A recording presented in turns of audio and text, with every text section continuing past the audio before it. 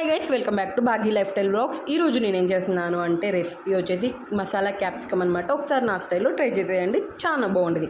First అయితే 2 table spoon పల్లీలు, 1 table spoon ధనియాలు వేసి మంచిగా ఫ్రై చేసుకున్నాక 2 ఇంచులు దాల్చిన చెక్క, లవంగాలు 2, అంతే యాలక్కాయలు 2 వేసుకొని మంచిగా అవి కూడా ఫ్రై చేసుకున్నాక మిక్సీలోకి అయితే తీసేసుకుందాము. అవన్నీ కొంచెం రోస్ట్ అయితే చాలు, డ్రై రోస్ట్ చేస్తున్నాను, ఆయిల్ వేయకండి. డ్రై రోస్ట్ చేసుకొని మంచిగా ఫ్రై చేసుకున్నాక అంతే పచ్చి కొబ్బరి కానీ ఎండు కొబ్బరి కానీ, నా దగ్గర ఎండు కొబ్బరి లేదు కాబట్టి నేను పచ్చి కొబ్బరి అయితే వేస్తున్నాను.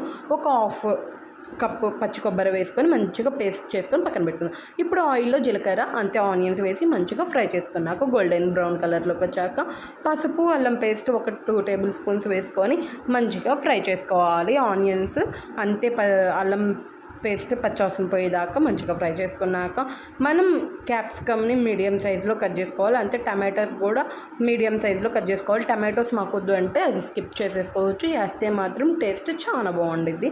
చూసారు కదా, ఇక్కడ నేను చూపిస్తున్నట్టు మీడియం సైజుగా అయితే కట్ చేసుకొని పెట్టుకోవాలి. టమాటోస్ అంతే క్యాప్సికమ్స్ వేసుకొని మంచిగా ఫ్రై చేసుకోవాలన్నమాట. ఒక 2 మినిట్స్ ఆయిల్లో ఫ్రై చేసుకున్నాక అప్పుడు మనం గ్రేవీ కర్రీ అయితే వేస్తాము. ఫస్ట్ ఇట్లా క్యాప్సికమ్ని ఫ్రై చేసుకోవడం వల్ల ఏమైందంటే క్యాప్సికమ్ మంచిగా కుక్ అయ్యిద్ది, మగ్గిద్ది అనమాట. ఫ్రై అయినట్టు ఉండిద్ది, అందులో గ్రేవీలో కూడా ఉడికిద్ది కాబట్టి టేస్ట్ అయితే చాలా బాగుండేది.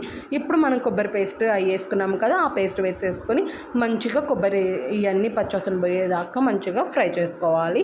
ఆయిల్ పైకి తేలేదాకా ఉంచుకొని ఆ తర్వాత పైకి తేలింది మంచిగా కొబ్బరి ఇవన్నీ ఫ్రై అయిపోయాయి అనుకున్నాక సాల్ట్ అంతే కారం వేసుకొని మంచిగా ఫ్రై చేసుకుందాం. అంటే ఒక పచ్చివాసన పోయేదాకా కారం ఇవన్నీ కూడా ఆయిల్లో మంచిగా ఫ్రై అయ్యేదాకా ఉంచేసుకుందాము.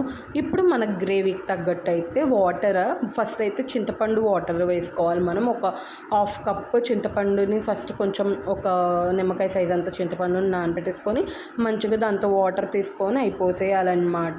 ఇక్కడ వీడియో అయితే రొటేషన్ అయింది, అందుకనే ఇట్లా వస్తుంది. అయితే ఇట్లా చింతపండు వాటర్ పోసేసుకొని మంచిగా మిక్స్ చేసేసుకోవాలి.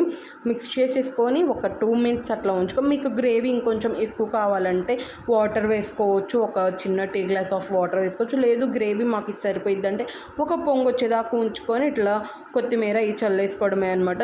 టేస్ట్ అయితే చాలా బాగుంది. ఈజీ ప్రాసెస్, సేమ్ గుత్తి వంకాయకి ఏ ప్రాసెస్ అయితే చేస్తామో అదే ప్రాసెస్ అనమాట. క్యాప్సికమ్ కూడా ఒకసారి ట్రై చేసేసేయండి నా స్టైల్లో. అంతే, సబ్స్క్రైబ్ చేసుకొని వెళ్ళండి, మర్చిపోవద్దు, లైక్ చేయండి.